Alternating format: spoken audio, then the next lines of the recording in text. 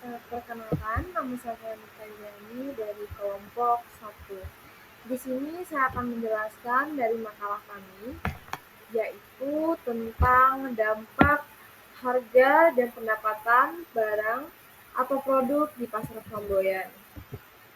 Nah, kita lanjut ke latar belakang. Di sini persaingan dalam dunia kerja menjadi faktor utama perusahaan untuk berkembang dan bertahan. Nah, Adam Smith juga mengemukakan bahwa persaingan akan mengarah pada alokasi sumber daya yang lebih efisien melalui mekanisme tangan tak kasat mata, yang pada keduanya akan mendukung pertumbuhan ekonomi. Oleh karena itu, perusahaan harus mampu menganalisis dan merancang strategi yang efektif untuk menghadapi persaingan dan mencapai tujuan mereka. Nah, di sini metode penelitian yang kelompok kami gunakan yaitu yang pertama itu ada jenis penelitian. Nah, jenis penelitian kami ini pendekatan deskriptif dengan metode kualitatif. Nah, untuk menghasilkan dampak pada harga barang atau produk di pasar Flamboyan. Populasi dan sampel responden kami memilih dua, yaitu khalayak umum dan mahasiswa. Yang terdapat sampelnya itu 23 orang. Dan yang terakhir itu pengumpulan data. Nah, data yang dikumpulkan melalui kuesioner yang terdiri dari 10 pertanyaan terkait harga dan pendapatan. Nah, tujuan di sini ini yang pertama itu memahami bagaimana perubahan harga dan jasa itu mempengaruhi pendapatan masyarakat. Nah, yang kedua itu meningkatkan pemahaman agar masyarakat itu lebih tahu hubungan antara harga dan pendapatan. Yang ketiga itu bagaimana perubahan harga sembako itu berpengaruh terhadap pemilik toko dan daya beli konsumen sendiri. Nah, yang terakhir itu mengkaji dampak eh, kebijakan pemerintah seperti subsidi, regulasi harga yang terdapat di toko sembako. Bagaimana hal ini tuh mempengaruhi pendapatan dari pedagang dan konsumen sendiri. Nah, di mana di poin pertama ini terdapat menjelaskan tujuan dari kami itu memahami bagaimana perubahan harga barang dan jasa itu mempengaruhi pendapatan masyarakat. Nah, yang masuk sini tuh kayak melibatkan analisis kayak dampak inflasi atau deflasi terhadap daya beli. Nah, ketika harga barang atau jasa itu meningkat daya beli masyarakat itu bakalan menurun, yang dapat mengurangi konsumsi sehingga mengakibatkan penurunan pendapatan. Nah, sebaliknya jika harga turun, itu daya beli masyarakat itu jauh lebih tinggi dan memungkinkan masyarakat untuk membeli banyak barang dan jasa sendiri. Nah, yang dapat meningkatkan pendapatan. Oleh karena itu, perubahan harga itu sangat berpengaruh terhadap kondisi ekonomi atau kesejahteraan masyarakat secara keseluruhan. Nah, sebagaimana dari tujuan kami juga itu meningkatkan pemahaman masyarakat itu tentang hubungan antara harga dan pendapatan. Nah, uh, pemahaman ini tuh bisa masyarakat kayak melalui dari edukasi ekonomi, kayak kampanye informasi, kayak studi kasus. Nah, melalui pendekatan ini masyarakat dapat lebih memahami dan mengantisipasi perubahan ekonomi yang mempengaruhi kehidupan sehari-hari.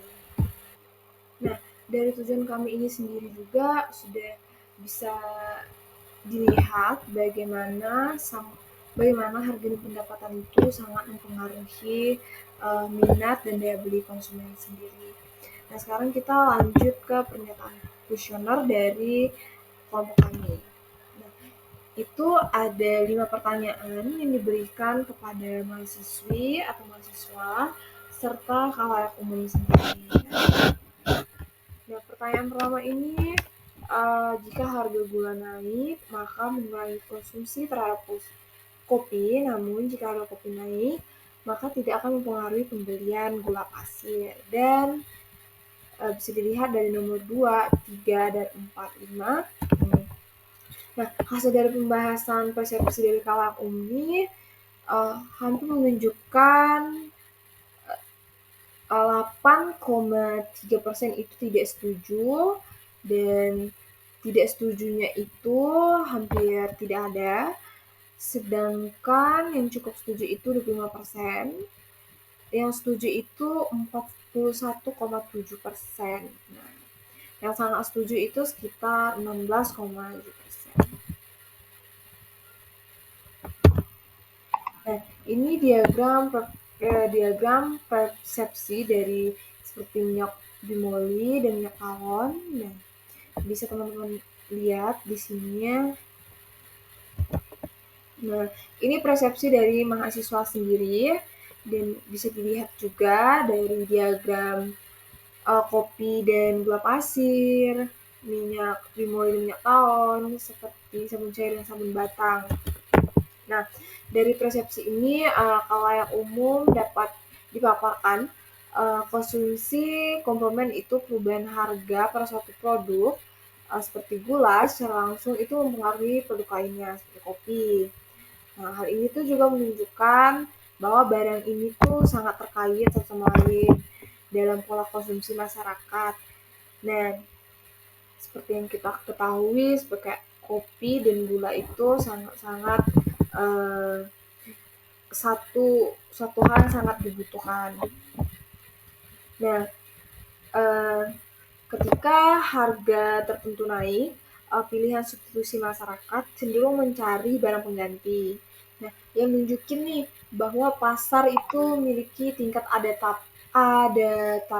adaptasi yang tinggi terhadap perubahan harga.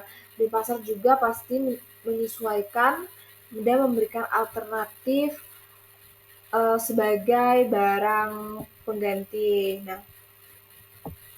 Nah, perubahan harga ini mungkin lebih terjadi ke kelompok pendapatan bawah. Nah, mereka lebih sensitif terhadap perubahan harga. Nah, sementara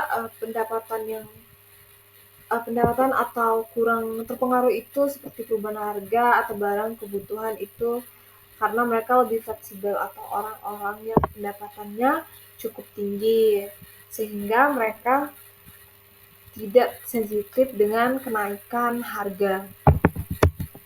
Nah, tidak jauh dari persepsi khalayak umum, mahasiswa itu menanggapi kenaikan harga barang itu pertama menunjukkan betapa pentingnya nih memanajemen harga untuk bisa menstabilkan konsumsi.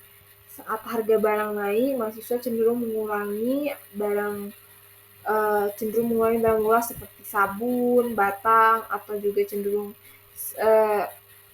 atau batang atau jagung sebagai pengganti. Nah, ini menunjukkan elastisitas harga tinggi. Nah, mahasiswa dari pendapatan tinggi cenderung mempertahankan pola konsumsi mereka. Nah, dari kesimpulan dari hasil penelitian kami,